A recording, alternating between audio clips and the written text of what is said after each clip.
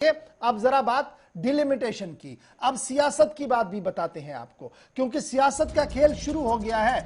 हदबंदी ने अपना मिशन जम्मू कश्मीर शुरू कर दिया है और कमीशन आज श्रीनगर पहुंच चुका है और श्रीनगर के अंदर इस वक्त भी पार्टियों के साथ लगातार सलाह मशवरा जारी है। पीपल्स डेमोक्रेटिक पार्टी और अवामी नेशनल कॉन्फ्रेंस ने डिलिमिटेशन के सामने पेश होने से मना कर दिया है।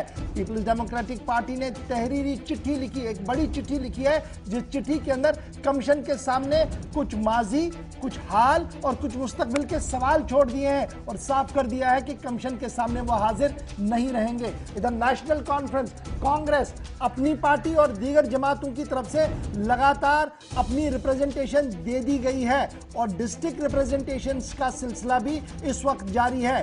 जम्मू कश्मीर तो कश्मीर, जम्मू की सूरत हाल भी आपको बताएंगे। विनोद कुमार जी भी मेरे साथ ज्वाइन कर चुके हैं, श्रीनगर से अमजद मेरे साथ ज्वाइन करेंगे और हमारे साथ पीपल्स डेमोक्रेटिक पार्टी के सीनियर लीडर और secretary general advocate GN Lone Hanjura साहब भी ज्वाइन करेंगे थोड़ी देर में। सबसे पहले विनोद जी आपके पास आ रहा हूं, अमजद के पास पहले चलते हैं। अमजद जरा अपडेट कीजिएगा जल्दी से कि जहां पर आप मौजूद हैं ये वो मरकज है जो सुबह से लगातार सुर्खियों में बना है। क्या कुछ अभी तक आया है, किन पार्टियों ने रिप्रेजेंटेशन दी है और बॉडी लैंग्वेज क्या कुछ कह रहा है, क्योंकि बॉडी लैंग्वेज ही बहुत बड़ी चीजें क्लियर कर देता है।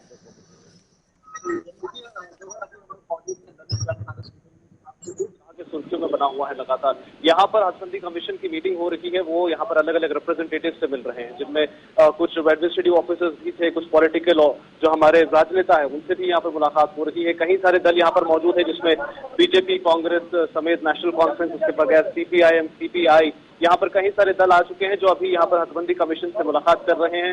जस्टिस रंजना देसाई यहाँ पर इस कमीशन की हेड है, जो यहाँ पर अभी हमारे पीछे इस होटल में मुलाकात हो रही है बंद दरवाजों के अंदर। वहां पर उस मीटिंग में अलग अलग आ रहे हैं, जितने भी लोग हैं उनसे बात कर रही हैं। अभी तक अगर बात करें गवर, भाजपा और सीपीआई यहाँ से बाहर आए हैं, जिन्होंने अपनी जो राय है वो सामने रखी है और बताया है कि किस तरह से हमने क्या बात की। और उसके बरस अगर हम बात करें, नेशनल कॉन्फ्रेंस और कांग्रेस अभी अंदर मौजूद हैं, जो बात कर रहे हैं यहाँ पर हदबंदी कमीशन के जितने भी आला अफसर मौजूद हैं उन लोगों के साथ में। भाजपा से जब बात हुई तो उन्होंने कहा कि हम लोगों ने दो बेसिक चीजों के बारे में बात की है। सबसे पहले एससी रिजर्वेशन के लिए, क्योंकि दूर दराज के कई सारे इलाके हैं, जैसे गुरेज रखे, करना, केरन की बात करें, उन इलाकों में रिप्रेजेंटेशन की कमी है और एससी रिप्रेजेंटेशन की बहुत ज्यादा जरूरत है, तो उस तरह से कुछ कार्रवाई की जानी चाहिए। वही उसके साथ साथ उन्होंने कहा कि जो एक हम कहें तो असेंबली सीट दो अलग अलग डिस्ट्रिक्ट में डिवाइडेड है, उनको अपने ही डिस्ट्रिक्ट में रिस्ट्रिक्ट करने की बात की गई है। यानी कुछ इस तरह से उस असेंबली कॉन्स्टिट्यूएंसी सीट को डिवाइड किया जाए दोबारा से, ताकि एक डिस्ट्रिक्ट में ही एक कॉन्स्टिट्यूएंसी रहे और एक एमएलए का जो वोट काउंट है वो दो या तीन अलग अलग डिस्ट्रिक्ट्स में ना हो। उन्होंने एग्जांपल कुलगाम और अनंतनाग की दी और कहा कि ऐसे नहीं होना चाहिए कि अलग अलग डिस्ट्रिक्ट्स में एक कॉन्स्टिट्यूएंसी डिवाइडेड रहे। उसके साथ साथ हमने बात की सीपीआई की जो सेक्रेटरी यहाँ पर आए हुए थे मिलने के लिए, उन्होंने भी बात की है, अपनी बात उन्होंने भी रखी और उन्होंने कहा कि हमने ये उनसे कहा है कि जम्मू कश्मीर के अंदर जिस तरह से भी आप डिवीजन करें, कोई रिलीजियस बेस्ड डिवीजन नहीं होना चाहिए, कोई कम्युनल डिवीजन नहीं होना चाहिए, जिसकी वजह से ये बात बड़ी इंपॉर्टेंट है। उसके बाद मैं हांजुरा साहब के पास भी चलूंगा, उन्होंने हमारे साथ ज्वाइन किया। बहुत शुक्रिया हांजुरा साहब, बस एक मिनट में आपके पास आ रहा हूँ। उससे पहले जरा आपके पास अमजद एक चीज समझाइएगा। नेशनल कॉन्फ्रेंस का डेलीगेशन मिला, टॉप लीडर्स आए, कांग्रेस का डेलीगेशन मिला, अदर पार्टीज का डेलीगेशन मिला, लेकिन अब हम ये भी देख रहे हैं और ये सुन रहे हैं कि डिस्ट्रिक्ट वाइज भी रिप्रेजेंटेशन है और डिस्ट्रिक्ट वाइज रिप्रेजेंटेशन में जहां मुख्तलिफ एनजीओ सामने आए, लेकिन इन्हीं पार्टीज के डिस्ट्रिक्ट प्रेसिडेंट और उनके साथ और लोग भी आ रहे हैं। ये जो प्रोसेस चला था, पार्टीज ने अपनी बात रखी थी, अलहदा तौर पर डिस्ट्रिक्ट की रिप्रेजेंटेशन को कैसे देखा जा रहा है?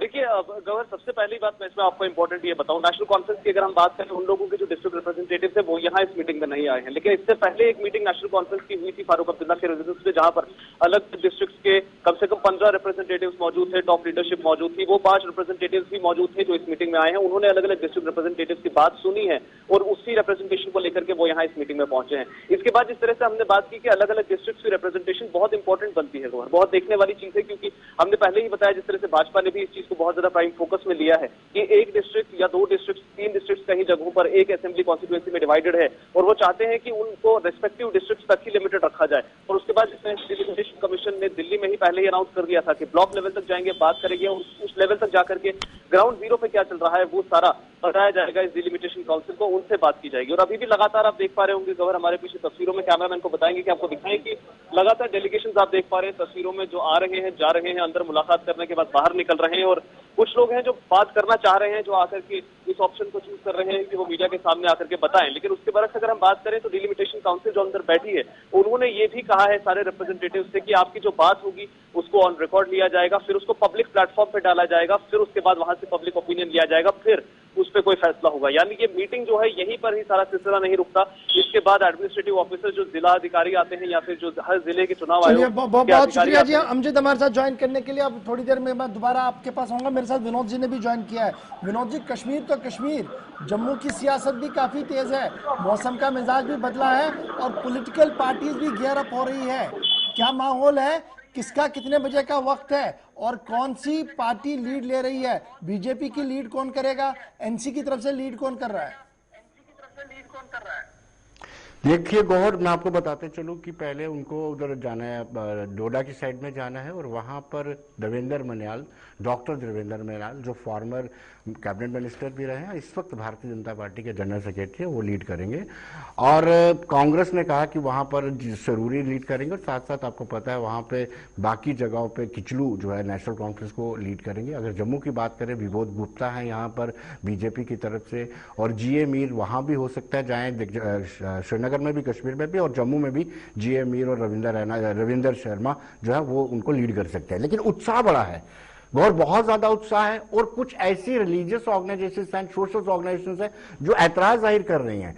कुछ जो स्टेक होल्डर्स हैं जैसे पीओ के रिफ्यूजी हैं, उनका ये कहना है कि हमें तो इनवाइट किया जाना चाहिए क्योंकि 24 सीट सवारी जो है रिजर्व आरक्षित रखी गई है, हमें भी इनवाइट नहीं किया गया है। दूसरा, चैम्बर ऑफ कॉमर्स का भी स्टेटमेंट आया है कि उनको भी बुलाया जाना चाहिए क्योंकि वो भी स्टेक होल्डर्स हैं। और जितने भी बड़ी एजुकेशन जम्मू में हुई है, इसमें कहा गया था जिसने भी आना है वो डिस्ट्रिक्ट इंफॉर्मेशन ऑफिसर के साथ राब्ता करे जी, उन्हें टाइम अलॉट किया जाएगा अकॉर्डिंगली। तो इसमें तो इन्विटेशन किसी को नहीं गया था, इन्विटेशन सिर्फ 2-3 पार्टीज को ही गया था। रेस्ट जिसने भी आना था उन्हें तो खुद पहल करनी थी आने के लिए।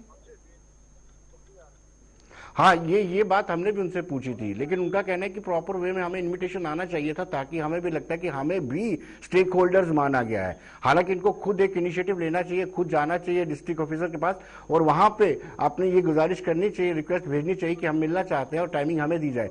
लेकिन उनका कहना है कि अगर प्रॉपर वे में इन्विटेशन आता तो और भी बेहतर होता। नहीं ना कहीं जम्मू प्रोविंस में भी लोगों को उतना ही उत्साह है जितना कश्मीर के लोगों का है।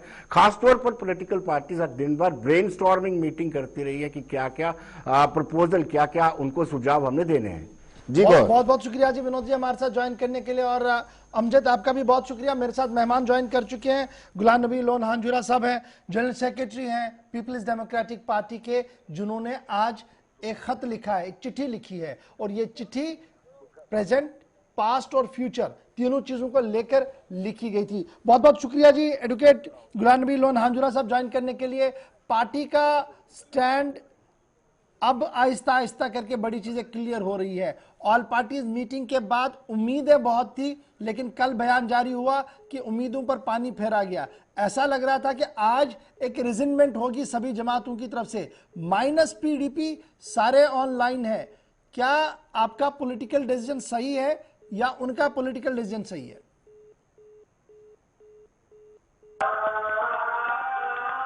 अशफाक साहब, आई डिडंट गेट यू। कुछ शोर हो रहा है तो मैंने सुना नहीं आपका। मेरा सवाल सीधे से है कि जो ये अचानक डिसीजन लिया गया कि आपने बिल्कुल नहीं जाना है जी, हम हदबंदी कमीशन के सामने नहीं जाएंगे, क्या ये पॉलिटिकल डिसीजन डायरेक्ट डायरेक्शन में गया है या ये मजबूरी थी? क्योंकि इससे पहले एक खत लेफ्टिनेंट गवर्नर साहब को भी लिखा गया था। नहीं, ये मजबूरी नहीं है, एक पॉलिटिकल डिसीजन है अशफाक साहब जी।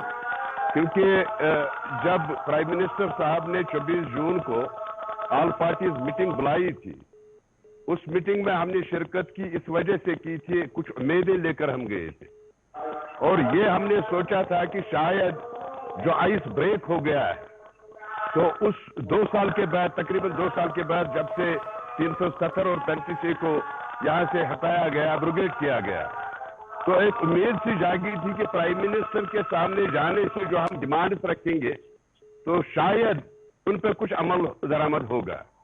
लेकिन बदकिस्मती की वजह से ऐसा नहीं हुआ। हमने हमारी जो लीडर, हमारी जो प्रेसिडेंट महबूबा जी वहां पे मीटिंग में गई थी, उन्होंने अपने जो मुतालबात थे वो वहां पे रखे थे। एक तो उन्होंने 370 और 35A को गैर आईनी तौर पर, गैर कानूनी तौर पर हटाने पर एतराज किया था। दूसरा, उन्होंने कहा था कि अगर आपको याद होगा, कुछ कॉन्फिडेंस बिल्डिंग मेजर्स होने चाहिए। यहाँ पे जो पॉलिटिकल प्रिजनर्स हैं उनको रिहा किया जाना चाहिए, और जो यहाँ पे सूरत हाल है, जो कश्मीर, जम्मू कश्मीर के लोगों को हिरासत किया जा रहा है, उस पर रोक लगनी चाहिए। लेकिन इन सारी चीजों से हमें लगता है कि इन पर कोई अमल नहीं हुआ। लेकिन ठीक है जी, मैं एक चीज आपसे जानना चाहूंगा। एक हफ्ते के अंदर अंदर आपको एक्सपेक्टेशन थी कि बड़ी चीजें होनी चाहिए थी जो नहीं हुई, क्या? इसीलिए मैंने ये पूछा था, जो एहतिजाजी खत लेफ्टिनेंट गवर्नर साहब को लिखा गया कि मेरे वर्कर्स को टारगेट किया जा रहा है, मेरी पार्टी को टारगेट किया जा रहा है, क्या यह उसी का नतीजा है कि आज पीपल्स डेमोक्रेटिक पार्टी ने इतना बड़ा फैसला लिया कि वो अपने अवाम की रिप्रेजेंटेशन करने के बजाय तो एहतिजाजन अंदर बैठी, उन्होंने कहा कि हम कमीशन के सामने नहीं जाएंगे? नहीं, वो बात नहीं है। जो लेफ्टिनेंट गवर्नर को खत लिखा है, उसका इस जो आज हमने खत लिखा उसके साथ कोई वास्ता नहीं है। ये जो हमने उसूलों पे आज जो है, उसूलों पे हम नहीं गए। उसूल ये है कि 24 जून को जो भी मीटिंग हुई उसका कोई रद्द-ए-अमल नहीं आया, कॉन्फिडेंस बिल्डिंग मेजर्स पे कोई कार्रवाई नहीं की गई।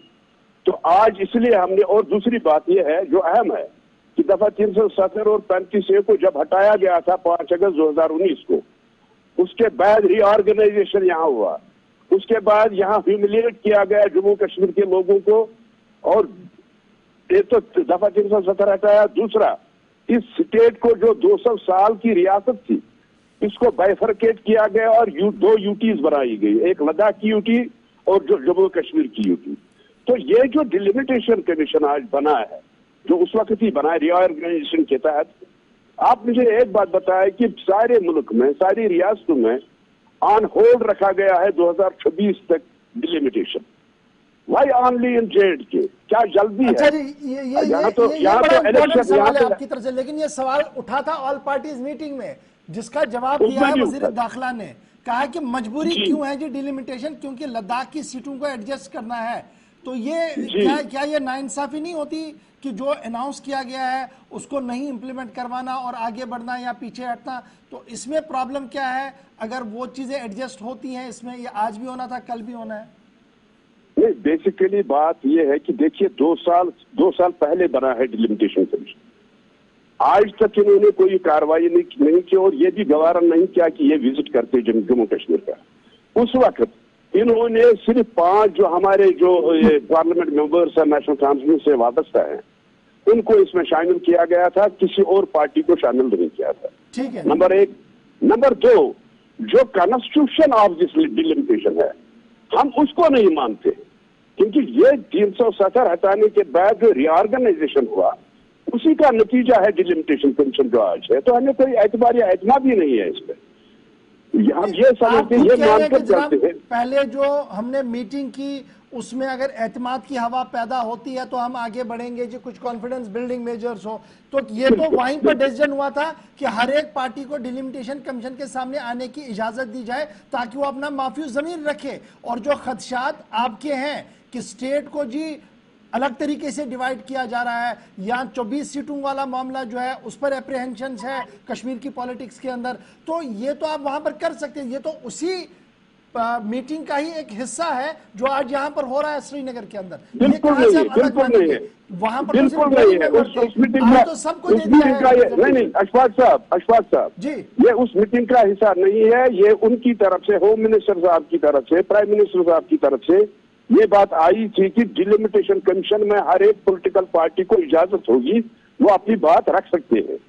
लेकिन ये नहीं है कि ये उसका नतीजा है, मीटिंग का नतीजा ये नहीं था। अगर आप इनको मुझे आप एक बात बताइए कि ये डिलिमिटेशन कमीशन जो बना है, पहली बात यह है कि हमें इस पर एतबार है या एतमाद है? हमें खदशा है, हमारी पार्टी को यह खदशा है कि जो फैसले इनको लेने हैं वो तो लेंगे हकदार सूरत। उसमें ये एक अयवाश है कि पॉलिटिकल पार्टी के, आप मुझे बताएं कि 20 मिनट में मैं क्या एक्सप्लेन कर सकता हूं इलेक्शन कमीशन के सामने। जो सारे जो जम्मू कश्मीर यूटी इस वक्त है, इसकी हमें बात करनी है एज ए पॉलिटिकल लीडर। जो भी वहां डेपुटेशन जाएगा, और टाइम जो अलॉट किया गया है 20 मिनट का, 20 मिनट में कितना आप बोलोगे? नहीं जनाब, आप 20 मिनट करते, बाद में आपके डिस्ट्रिक्ट प्रेसिडेंट्स आते हैं, वो 10-10 मिनट करते हैं। ये तो बड़ा टाइम अलॉटमेंट है, क्यों कम टाइम है आपके पास? 20 आपको दिए गए, बाद में डिस्ट्रिक्ट प्रेसिडेंट्स को भी टाइम दिया गया, जैसे सब डिस्ट्रिक्ट प्रेसिडेंट ने टाइम लिया है। एक मिनट में उनको बोलना है। बात वो नहीं है, बात सिर्फ ये है कि हमने क्यों फैसला किया। हमने इसलिए फैसला किया कि हम डिलिमिटेशन कमीशन जो बनाया गया है दफा 370 को तोड़ के, यूटी को, जिस स्टेट को बाइफरकेट करके जो बनाया गया है, हमें उस पर एतबार नहीं है, एतमाद नहीं है। और जो इनको फैसला लेना है, हम उसमें शरीक नहीं होना चाहते, क्योंकि बात साफ है कि जो हमें जो खर्चा है कि डिलिमिटेशन कमीशन को इनको यहाँ पे इसलिए सीटें आपको 7 बढ़ानी है, वो कहाँ से बढ़ेंगी, कैसे बढ़ेंगी, हमें उस पर शक है। ठीक है जी। और इसलिए हम मुझे ये बताइए, एज ए पॉलिटिकल पार्टी के आपको खदशा है, आपको एप्रीहेंशंस है, तो एप्रीहेंशन दूर करने का एक जरिया तो है ना, अपना प्रोटेस्ट तो लॉन्च करते आप जाके, नहीं कर रहे हैं और बाहर बैठे हैं, इंतजार कर रहे हैं क्या होगा। अगर गलत हुआ तो मैंने पहली बात सही हुआ तो फिर ठीक है, हो गया। मैंने जो पहली बात आपसे कही कि constitution of this delimitation commission, हमें उस पर एतबार नहीं है, क्योंकि अनकॉन्स्टिट्यूशनली इलीगली जिस तरह यहाँ से 370 और 35A को हटाया गया, उसी इनको कॉन्स्टिट्यूशनल गारंटी ही नहीं है डिलिमिटेशन कमीशन को, क्योंकि जो रीऑर्गेनाइजेशन एक्ट जो जितनी अमेंडमेंट्स यहाँ लाई गई वो सब अनकॉन्स्टिट्यूशनल है। दफा 370 को हटाना अनकॉन्स्टिट्यूशनल है, तो डिलिमिटेशन कहाँ से होगा, कैसे होगा, कैसे हम एतमाद करेंगे, कैसे हम एतमाद करेंगे? लोन साहब, आप वकील भी हैं, मुझे इस बात का बड़ा फख्र है, लेकिन जो डिलिमिटेशन है वो तो ऑलरेडी एक मरकजी कानून है और मरकजी पार्लियामेंट की तरफ से बाज़ाब्ता तौर पर अप्रूव्ड है, उसी के तहत इस कमीशन को काम सौंपा गया। अब आप पार्लियामेंट के उस कानून पर भी एतराज उठाए, वो आपका काम है, मैं नहीं करूंगा वो, लेकिन सवाल जरूर ये पूछूंगा कि अगर कल, चूंकि जिस दिन आपने मीटिंग खत्म की दिल्ली के अंदर, उसके फौरन बाद 2 ट्वीट आए हैं, ये मैं बार बार बता रहा हूं। एक वजीर आज़म साहब ने ट्वीट किया, एक ट्वीट वजीर दाखिला साहब ने किया। उन्होंने क्या कहा, मीटिंग के बाद जी बहुत जल्दी डिलिमिटेशन कमीशन कश्मीर जाएगा, कश्मीर की लीडरशिप के साथ मिलेगा, इलेक्शंस होंगे और स्टेटहुड होगा। ये तो रोड मैप दिया गया वहीं से। फिर अगर उस दिन ये समझ नहीं आया था तो बाहर आके कह देना था कि हम मीटिंग में नहीं जाएंगे जी आइंदा। ये भी आप कह रहे हैं रोड से जी बातचीत के लिए हम जाएंगे, लेकिन खदशात भी है हमें जी, कुछ हो नहीं रहा है।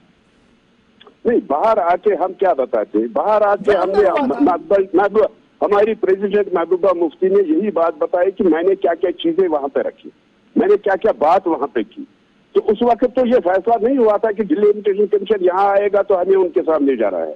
जब डिलिमिटेशन कमीशन आज यहाँ आ गया तो हमने ये फैसला किया कि हम नहीं जाएंगे मीटिंग में, क्योंकि हमें ये लगता है कि डिलिमिटेशन कमीशन रिकॉर्ड को हमारे हंजुरा साहब, आप बहुत सीनियर लीडर हैं, इसलिए मैं आपकी जुबान से गलत नहीं सुनना चाहता हूं, मैं रिकॉर्ड को करेक्ट करना चाहता हूं।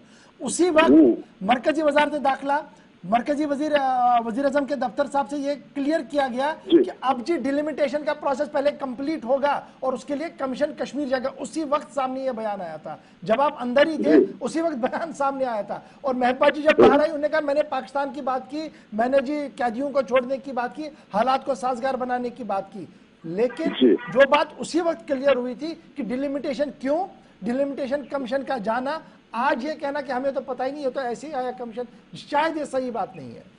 नहीं, मैं वो नहीं कहता हूँ कि ऐसे आया, मैं ये कहता हूँ कि उस वक्त ये जरूरत नहीं थी हमें बोलने की। आज जब डिलिमिटेशन कमीशन यहाँ पे आ गया, उन्होंने हमें इन्वाइट किया, तो हमने वो इन्विटेशन को रद्द की। हमने कहा कि हम पार्टी नहीं जाएंगे, कर सकते हैं, हमें कुछ खदशात है, ये सियासत है, आपने अपना एक मौकफ रख दिया सामने। क्या मैं ये समझूं कि people's alliance for Gupkar declaration अपनी अपनी बोली बोल रहा है और मजबूरी के तहत एक साथ भी है, सबकी अपनी अपनी मजबूरियां हैं और सब एक साथ रहना चाहते हैं? मैं वो नहीं समझता। देखिए, मैं एक बात कहूंगा, अगर आपको खदशात है तो यही मुझे लगता है जी अशफाक साहब मेरी बात सुनिए जी। PIGD किस लिए बना है? वो सिर्फ इसलिए बना है, उसमें 4 पार्टीज है, 5 पार्टीज है, 6 पार्टीज है, वो इस वक्त इकट्ठे हो गए हैं जब 370 को हटाया गया और 35A को हटाया गया जी। और ये हम सब लोग जो कॉन्स्टिट्यूएंट मेंबर्स हैं उस PAGD के, ये सब मानते हैं कि ये गैर कानूनी और गैर आईनी हुआ। ठीक है जी। 370 और 35A के को हटाने के खिलाफ हमने कहा है कि मिलकर हम जदोजहद करेंगे, चाहे कानूनी तौर पे, चाहे वो सुप्रीम कोर्ट में करना है, चाहे पॉलिटिकली करना है, ओके जी। पीसफुली करेंगे। इसी हद तक PAGD बना है। बाकी जो मौकफ नेशनल कानून का वो अलग है, मौकफ तो होना चाहिए ना पार्टी का अलग ठीक है ना। मैं आप ही की बात को मान रहा हूं कि हम जी 370 और 35A के लिए बने, लेकिन 370 और 35A के साथ जो सवालात जुड़े हैं वहां पर आप बात की बोलियां क्यों बोल रहे हैं? वहां पर आप एक पेज पर क्यों नहीं है? यह सवाल तो पूछा जाएगा सबसे, क्योंकि ये पोजीशन डिलिमिटेशन को 370 से आप अलग नहीं कर सकते हैं, 35A के साथ अलग नहीं कर सकते हैं। ये एक ही धागे में है, ये एक ही लाइन में सब कुछ है। मैं एक को लूंगा, एक को छोड़ूंगा, शायद ये सही नहीं है। मैं वही बात कह रहा हूं कि 370 को हटा के रिऑर्गेनाइजेशन एक्ट बना और ये डिलिमिटेशन कमीशन उसी का नतीजा है जिसको हम नहीं मानते। यही बात तो हम मान रहे हैं कि क्या तारिगामी साहब, CPIM और दीगर जमातें जो आपके साथ PAGD में है, उन्हें इस बात को समझ नहीं है, इतने कानून की समझ नहीं है कि क्या हो रहा है, या उनकी पॉलिटिकल कंपल्शंस इतनी है कि वो आंख बंद करके कुछ चीजें आगे चलाना चाहते हैं, कुछ चीजें ये तो आपको उनसे पूछना चाहिए। उसका जवाब मैं नहीं दे सकता हूँ, ये तो उनसे पूछना चाहे। मैं तो अपनी बात कहूंगा।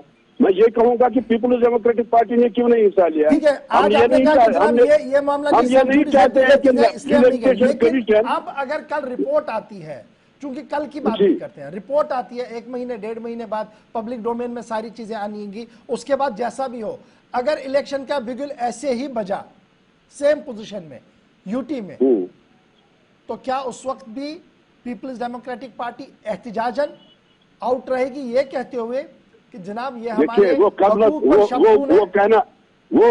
कबल वक्त होगा, जब इलेक्शन का ऐलान होगा तब हम फैसला करेंगे हम इलेक्शन में जाएंगे कि नहीं जाएंगे। अच्छा, ये तो कबल वक्त होगा। ये कबल वक्त कैसे है जी? कबल वक्त तो है ये ना, जब इलेक्शन का ऐलान होगा, किन बातों पे होगा, कैसे होगा, इलेक्शन से पहले यूटी में होगा, स्टेट में होगा, कैसे होगा, तो वो उस वक्त हम फैसला करेंगे। अच्छा, आपकी जाती राय क्या है? यूटी में अगर चुनाव होता है तो क्या होगा? नहीं, जाती में I am talking here as general secretary of the party. जाती राय में नहीं कह सकता हूँ, इसमें कोई जाती राय नहीं होती। अच्छा, उसके लिए आप इंतजार करेंगे? उसके लिए इंतजार करें। चलिए, बहुत बहुत शुक्रिया जी लोन साहब हमारे साथ ज्वाइन करने के लिए। ये थे गुलाम GN लोन साहब हांजुरा, जो जनरल सेक्रेटरी हैं पीपल्स डेमोक्रेटिक पार्टी के। क्यों नहीं गए उस पर गुफ्तगू कर रहे हैं, अपना एक मंतक दे रहे थे, और मंतक कितना सही है कितना गलत है ये आप समझ सकते हैं। बढ़ते